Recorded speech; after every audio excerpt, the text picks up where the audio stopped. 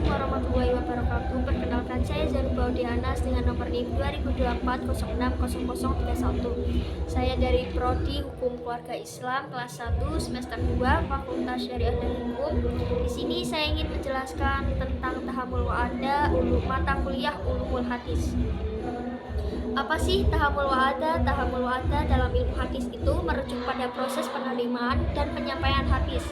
Tahammul berarti menerima atau menanggung hadis, atau istilahnya proses seorang murid yang menerima hadis dari gurunya, baik dengan cara mendengarkan langsung, membacakan hadis di hadapan guru, atau melalui tulisan.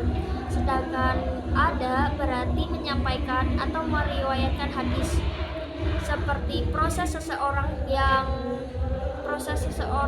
murid yang menyampaikan hadis yang telah ia terima kepada orang lain.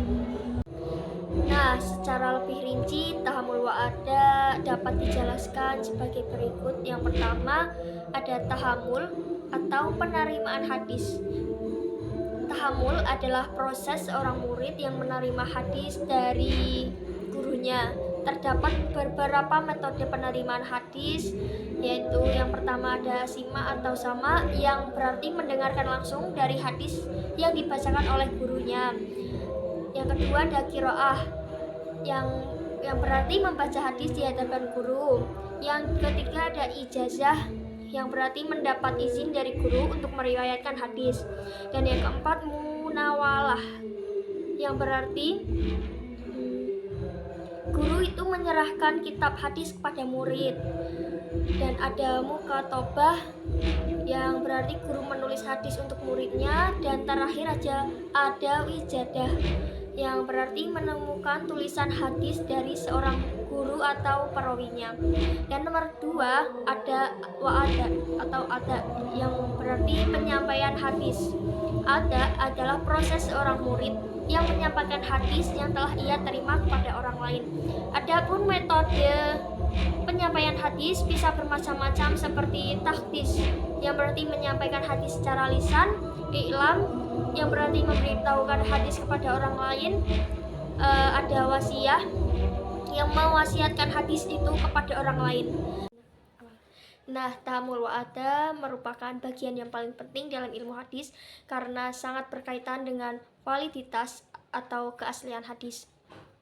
Proses penerimaan dan penyampaian hadis yang benar akan menjaga kemurnian hadis dari kesalahan dan pemalsuan. Dengan kita memahami tahammul wa'ada, seorang ulama hadis dapat menilai kualitas periwayatan hadis dan menentukan apakah suatu hadis itu dapat diterima atau ditolak. Kriteria perawi dalam tahammul wa'ada: seorang perawi, orang yang meriwayatkan hadis itu harus memenuhi syarat-syarat seperti muslim, baligh, taklif, adil, dabit, dan tamyiz. Dengan kita memahami tahammul wa'ada, kita dapat lebih menghargai upaya para ulama dalam menjaga keaslian dan kemurnian hadis Nabi Muhammad SAW. Jadi, urgensi mata kuliah ulumul hadis itu sangat penting bagi pengembangan hukum keluarga Islam, karena hadis adalah sumber hukum kedua setelah Al-Quran.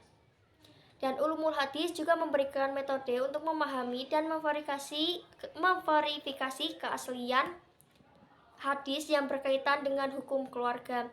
Pembelajaran ulumul hadis juga memberikan pemahaman tentang bagaimana hadis itu disusun, bagaimana cara membedakan hadis yang sahih dan yang lemah, dan bagaimana hadis dapat diaplikasikan dalam konteks hukum keluarga. Mempelajari ulumul hadis itu dapat membantu kita menghindari kesalahan dan memahami dan mengaplikasikan hukum keluarga yang bersumber dari hadis. Ulumul hadis juga memberikan dasar yang kuat dalam melakukan ijtihad atau upaya penggalian hukum dalam bidang hukum keluarga, karena memberikan pemahaman yang mendalam tentang sumber-sumber hukum Islam. Lesson learned dari pembelajaran ulumul hadis yang pertama yaitu ada keterampilan dalam membedakan hadis. Kita sebagai mahasiswa akan belajar membedakan hadis yang sahih, hasan, dan dhaif, serta kita dapat memahami hadis mutawatir dan hadis ahad. Yang kedua ada keterampilan dalam meneliti hadis. Kita sebagai mahasiswa akan memiliki keterampilan dalam meneliti sanad dan matan hadis untuk menentukan keaslian dan kualitas hadis. Dan nomor 3, pemahaman mendalam tentang hukum keluarga. Kita sebagai mahasiswa akan memiliki pemahaman yang lebih mendalam tentang hukum-hukum keluarga yang terdapat dalam hadis dan bagaimana kita bisa mengaplikasikannya. Yang keempat ada kemampuan mengembangkan hukum keluarga. Kita sebagai mahasiswa akan memiliki kemampuan untuk mengembangkan hukum keluarga Islam yang sesuai dengan konteks zaman dan kebutuhan masyarakat.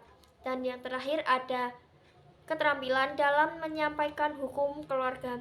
Kita sebagai mahasiswa juga akan memiliki kemampuan untuk menyampaikan hukum keluarga yang bersumber dari hadis secara jelas dan akurat.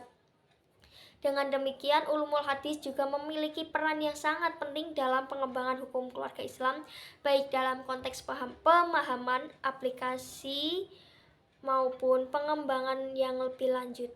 Terima kasih, sekian dari saya. Wassalamualaikum warahmatullahi wabarakatuh.